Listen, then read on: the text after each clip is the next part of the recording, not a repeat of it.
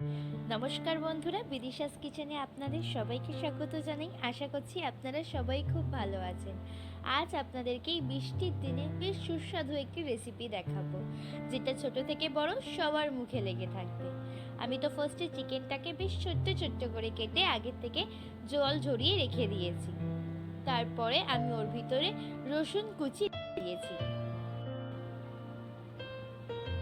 পরিমাণ মতো নুন দিয়েছি,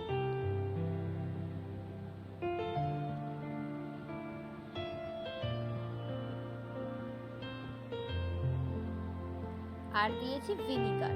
আপনাদের কাছে যদি ভিনিগারটা অ্যাভেলেবেল না থাকে তাহলে আপনারা লেবুর রসটাও ইউজ করতে পারেন।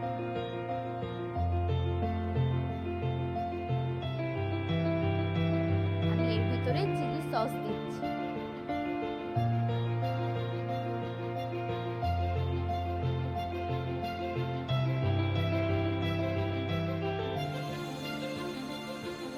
সয়া সস অ্যাড করছি।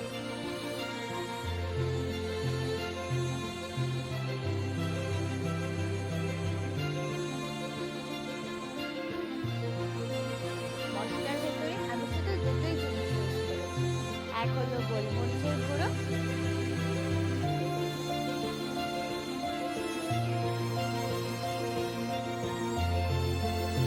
আর দিয়েছি লঙ্কার গুঁড়ো।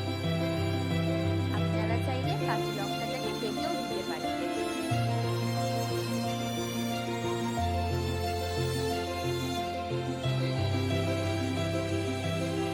বেশ ভালো করে এবার মাংসটাকে চামচ দিয়ে মেখে, যাতে মাংসের